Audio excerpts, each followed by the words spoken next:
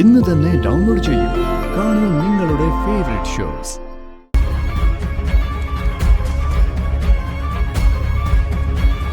അല്ല, മോളുടെ കയ്യിലെ ആ മോതിരം എവിടെ? അത് ഞാൻ എപ്പോഴും ധരിക്കാറില്ലമ്മ. ധാരാളം ആഭരണങ്ങള് എനിക്ക് വേറെയുണ്ട്. എനിക്കത് എപ്പോഴും ഇട്ടുകൊണ്ട് നടക്കുന്ന ഇഷ്ടല്ല. രാജമുദ്രയുള്ള ആ മോതിരം ധരിക്കുമ്പോ മോൾക്കൊരു പ്രത്യേക ഭംഗിയുണ്ട്. പിന്നെ അത് വിരലിൽ കിടക്കുമ്പോ ഒരു പ്രത്യേക പ്രൗഢിയില്ലേ? ഇതൊന്നും ഇല്ലെങ്കിലും മോളെ കാണാൻ സുന്ദരിയാ. അത് വേറെ കാര്യം.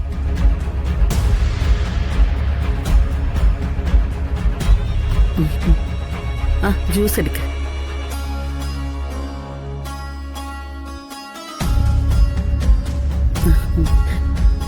ചില സമയത്ത് അമ്മയ്ക്ക് മോളെ കാണണമെന്ന് തോന്നും. അതാ ഇടയ്ക്കിടയ്ക്ക് ഞാൻ വിളിക്കുന്നത്. അതിനെന്താ അമ്മേ, എപ്പ വേണമെങ്കിലും വിളിച്ചോ, ഞാൻ വന്ന് കണ്ടോളാം അമ്മേ. എനിക്കും അമ്മയെ കാണുന്നത് വലിയ സന്തോഷം തന്നെയാ.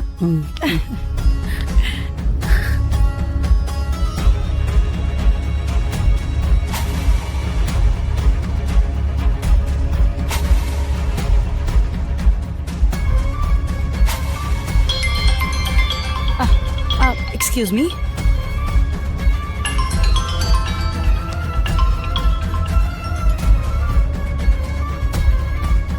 ഇവനെന്താ ഫോണ് കട്ടിയത്? ഹലോ അമ്മേ, ഒരു മിനിറ്റ്.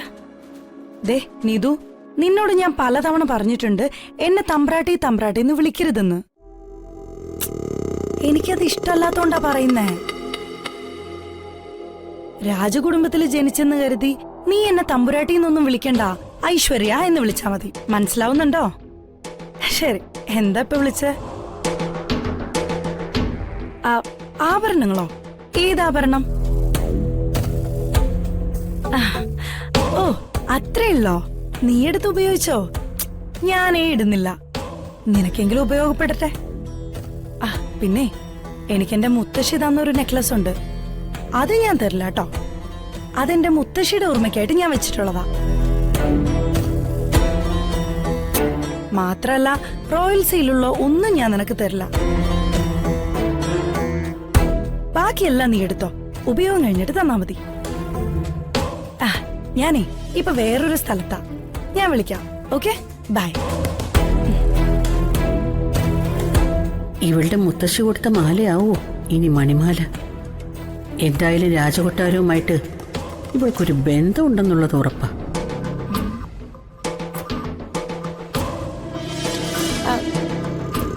അമ്മ എന്താ ആലോചിക്കുന്നേ? ഹേയ്, ഒന്നുമില്ല.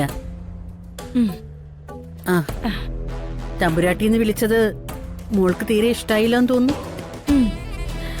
അമ്മ, എന്റെ അമ്മയാണ് രാജകുടുംബമായി ബന്ധം. ആ ഒരു ബന്ധം എനിക്കുള്ളൂ.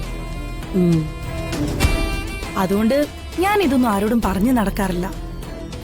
തമ്പുരാട്ടി എന്നെ വിളിക്കുന്നതേ എനിക്കിഷ്ടല്ലമ്മേ.